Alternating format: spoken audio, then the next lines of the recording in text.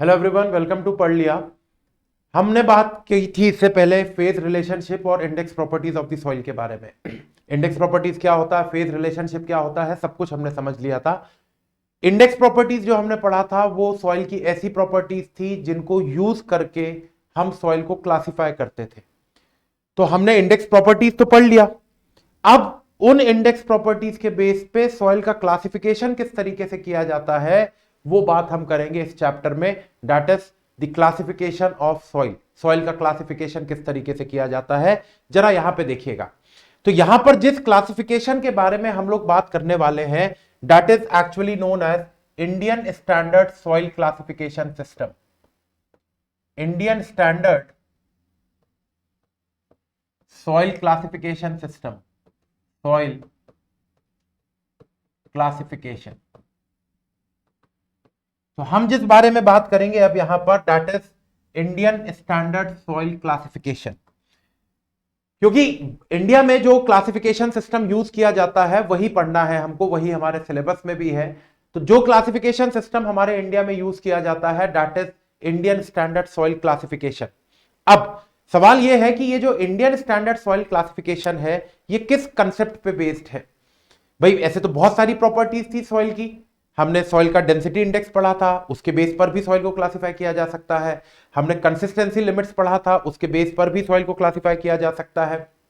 हमने सेंसिटिविटी पढ़ा, सेंसिटिविटी के बेस पर भी हम सॉइल को क्लासिफाई कर सकते हैं। लेकिन यहां पर Indian standard soil classification system जो है, Indian standard soil classification system के हिसाब से सॉइल को क्लासिफाई किया जाता है on the basis of the particle size that are present inside the soil. Soil के अंदर में किस साइज का पार्टिकल, किस साइज रेंज का पार्टिकल कितनी क्वांटिटी में मौजूद है, उसको क्राइटेरिया माना गया है सॉइल को क्लासिफाई करने का। तो कभी कोई आपसे पूछे कि भाई Indian standard soil classification system का क्राइटेरिया क्या है, तो आप बोलेंगे Indian standard soil classification system का क्राइटेरिया है कि the soil is classified on the basis of the size of the particles present inside the soil. Soil के अंदर में किस साइज के पार्टिकल्स कितनी क्वांटिटी में मौजूद है, इसी को क्राइटेरिया मानते हुए हम यहां पर सॉइल को क्लासिफाई करेंगे। तो जरा इसको लिख लेते हैं हम कि Indian standard soil classification system में जो सॉइल हमारी है दैट इज क्लासिफाइड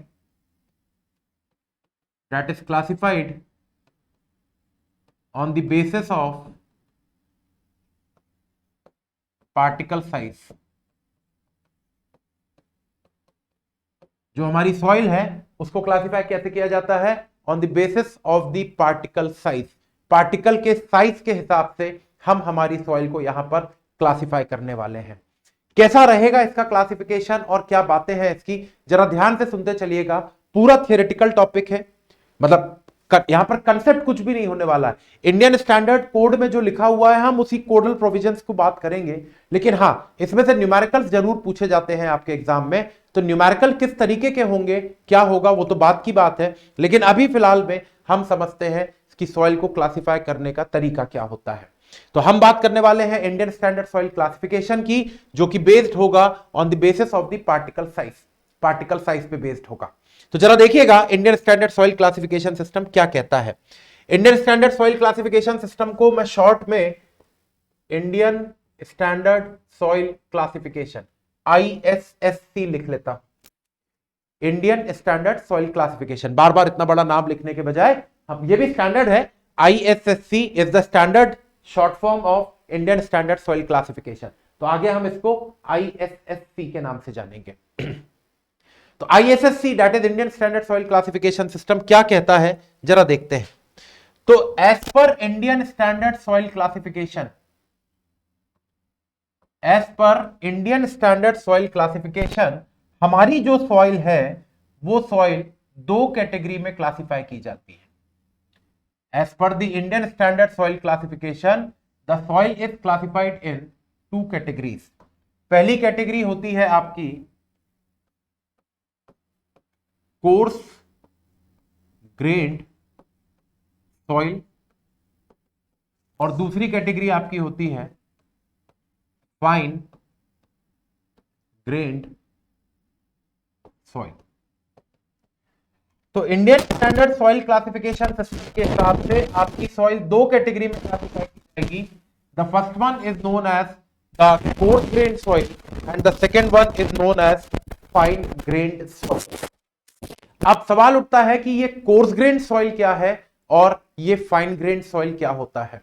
यही तो पढ़ना है हमको इस पूरे चैप्टर में कि what is the meaning of course grained soil and what is the meaning of fine grand soil. तो एक एक करके हम इस सॉइल को उठाते हैं। सबसे पहले हम डील करेंगे कोर्स ग्रेन्ड सॉइल से एंड देन फिर उसके बाद बात करेंगे फाइन ग्रेन्ड सॉइल का। फिर से रिपीट कर रहा हूं, पूरा थियोरेटिकल टॉपिक है ये, इसमें सिर्फ आपको वो पॉइंट्स याद रखने हैं जो पॉइंट्स हम अभी यहां पर पढ़ने वाले हैं, क्योंकि उन्हीं पॉइंट्स के बेस पर हमारे लिए क्वेश्चंस फ्रेम होते हैं गेट और इंजीनियरिंग सर्विसेज के एग्जाम में। तो क्वेश्चंस किस तरीके के होते हैं ये तो हम आगे के लेक्चर्स में देखेंगे ही देखेंगे, लेकिन अभी फिलहाल में हम बात करेंगे कोर्स ग्रेन्ड सॉइल क्या होती है और फाइन ग्रेन्ड सॉइल क्या होती है। तो एक एक करके बात करते हैं। Late us start our discussion with coarse grained soil कि कोर्स ग्रेन्ड सॉइल क्या है और आगे जाके इस कोर्स ग्रेन्ड सॉइल को भी कितनी कैटेगरी में क्लासिफाई किया जाएगा। तो चलिए शुरुआत करते हैं। सबसे पहले मैं लेता हूं कोर्स ग्रेन्ड सॉइल के बारे में। कोर्स ग्रेन्ड सॉइल क्या है, कितने प्रकार और क्लासिफिकेशन किस प्रकार से किया जाएगा इसको देखते हैं। तो let us start our discussion with coarse grained soil. Coarse grained soil के बारे में बात करते हैं। यहां पर सबसे पहले तो Indian standard soil classification system के हिसाब से कोर्स ग्रेन्ड सॉइल की डेफिनेशन क्या बनती है। तो ध्यान से सुनिएगा, अगर 50% से ज्यादा सॉइल सैंपल, आपके पास जो सॉइल सैंपल था, आप एक सिंपल सा काम करिएगा, सिर्फ एक सीव लीजिएगा 0.075 mm की। कौन सी? 0.075 mm की सीव लीजिएगा और अगर उस सीव पर आप अपना सैंपल रखिएगा और शेक करिएगा। सिर्फ एक सीव है, पूरा सीव सेट नहीं लेना आपको, आपने सिर्फ एक सीव लेना है 0.075 mm की सीव। उस सीव पर ले जाके अपना सैंपल रखिएगा, छानिएगा मिट्टी को। अगर 50% से ज्यादा सैंपल इस 0.075 mm की सीव पर रुक गया तो आप कह देना कि आपकी जो सॉइल थी that was course grained soil. क्या डेफिनेशन बनी, हम यहां पर लिखते हैं, इफ मोर देन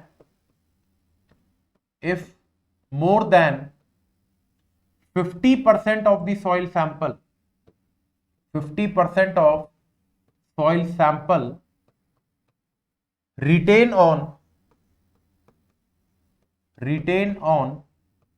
मतलब रुकना, retain on 0.075 mm sieve,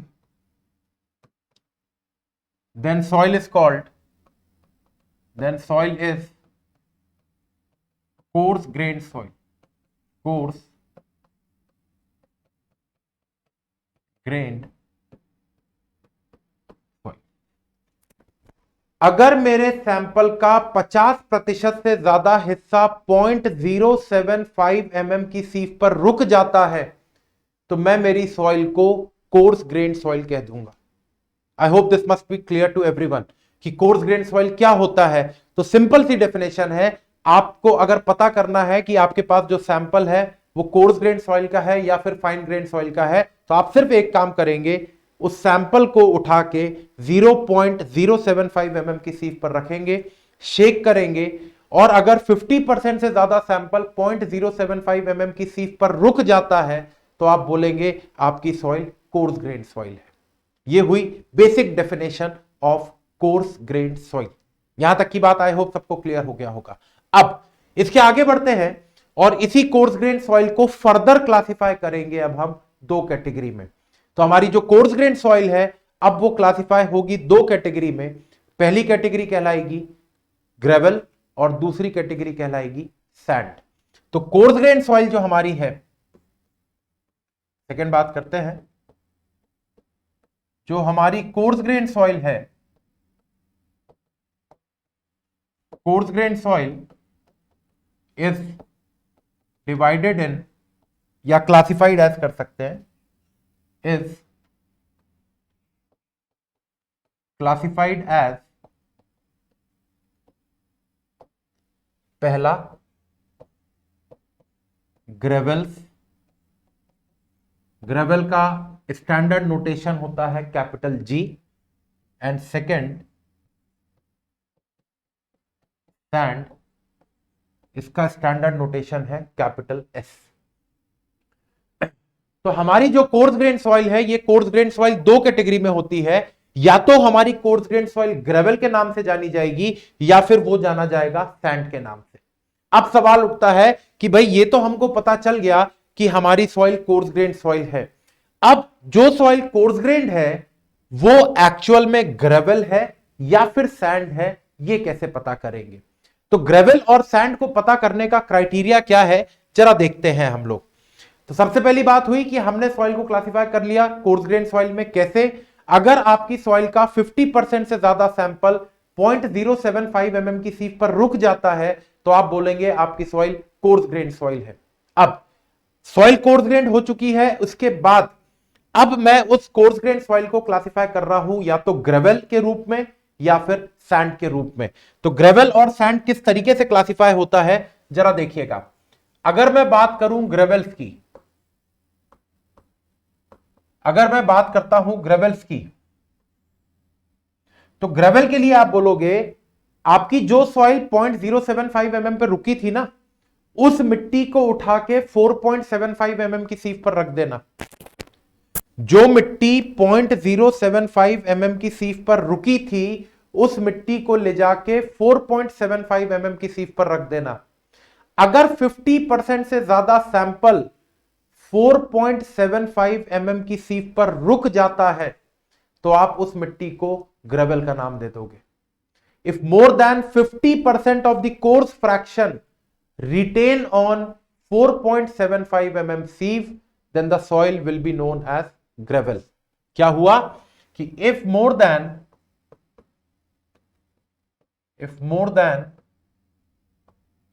50% of the coarse fraction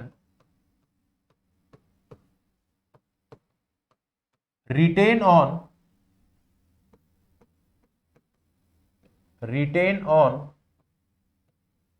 4.75 mm sieve, then soil is gravel. तो मैं मेरी सॉइल को ग्रेवल का नाम दे दूंगा। अगर 50% से ज्यादा सैंपल 4.75 mm की सीफ पर रुक जाता है तो मैं मेरी सॉइल को ग्रेवल कह दूंगा। सैंड क्या होगा? इसका जस्ट उल्टा, कि भाई कोई आपसे पूछे सैंड क्या होगी, तो सैंड कैसे डिफाइन करेंगे हम? If more than 50% of the sample, if more than 50% of coarse fraction, more than 50% of coarse fraction passes through 4.75 mm sieve,